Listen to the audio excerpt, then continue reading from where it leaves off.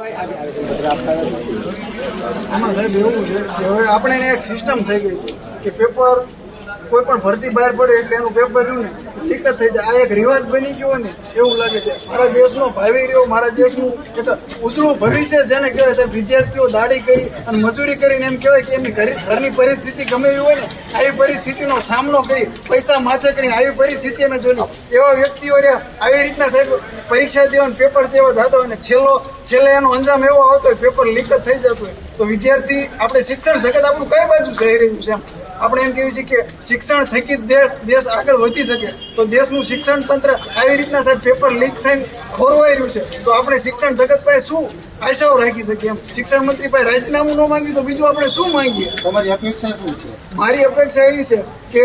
જે લોકો ખોટી રીતના આ બાબતનો વિરોધ કરે છે ને કે ભગતસિંહ સાહેબ આપણને જાતા સૂત્ર આપ્યું કે लिख रहा हूँ अंजाम जिसका वो एक दिन आघात जाएगा मेरे लहू का एक एक कतरा एक दिन इनकलाब लाएगा मैं रहूं या ना रहूं मेरा वादा है तुमसे मेरे वतन वालों मेरे मरने के बाद मेरे वतन का सैलाब आएगा. એ ભગતસિંહે જે સૂત્ર આપ્યું એના અનુસંધાને આ જે છોકરાઓ જે યુવાનો એમ કહેવાય કે વિરોધ કરે છે અને પોતાની જે રજૂઆત છે એ કરવા જાય છે આ પરિસ્થિતિ માટે તો આ દેશ એનો વિરોધ કરે છે એટલે અમે સિસ્ટમ અમે અવાજ ન ઉઠાવી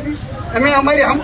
અમારી સાથે જે ખોટું થાય છે એનો વિરોધ ન કરી શકીએ. તમારી માંગ શું છે? અમારી માંગ એ છે કે વહેલી ને વહેલી તકે જે આવા શિક્ષણ મંત્રીઓ છે જે આ દેશના શિક્ષણ જગત જે ક્રાંતિનો વિષય છે જેના થકી જ દેશ આગળ વધી કે આવા તંત્રને સાહેબ આવી રીતના બદનામ કરે છે અને હાવ એને કચડી નાખે છે તો એવા વ્યક્તિઓનું રાજીનામું પડવું જોઈએ અને તાત્કાલિક ધોરણે એની સામે કાયદાકીય પગલાં લેવા જોઈએ.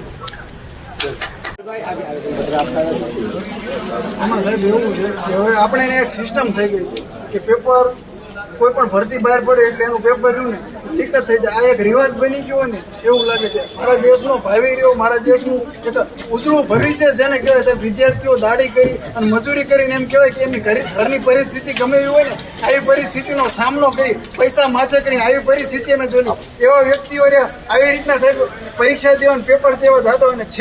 છેલ્લે એનો અંજામ એવો આવતો હોય પેપર લીક જ થઈ જતું હોય તો વિદ્યાર્થી આપણે શિક્ષણ જગત આપણું કઈ બાજુ જઈ રહ્યું છે એમ આપણે એમ કહીએ છીએ કે શિક્ષણ થકી દેશ આગળ વધી શકે તો દેશનું શિક્ષણ તંત્ર આવી રીતના સાહેબ પેપર લીક થઈને ખોરવાઈ રહ્યું છે તો આપણે શિક્ષણ જગત પાસે શું આશાઓ રાખી શકીએ એમ શિક્ષણ મંત્રી પાસે રાજીનામું ન માંગ્યું તો બીજું આપણે શું માંગીએ? તમારી અપેક્ષા શું છે? મારી અપેક્ષા એ છે કે જે લોકો ખોટી રીતના આ બાબતનો વિરોધ કરે છે ને કે ભગતસિંહ સાહેબ આપણને જાતા સૂત્ર આપ્યું કે लिख रहा हूँ अंजाम जिसका वो एक दिन आघात जाएगा मेरे लहू का एक एक कतरा एक दिन इनकलाब लाएगा मैं रहूं या ना रहूं मेरा वादा है तुमसे मेरे वतन वालों मेरे मरने के बाद मेरे वतन का सैलाब आएगा. એ ભગતસિંહે જે સૂત્ર આપ્યું એના અનુસંધાને આ જે છોકરાઓ જે યુવાનો એમ કહેવાય કે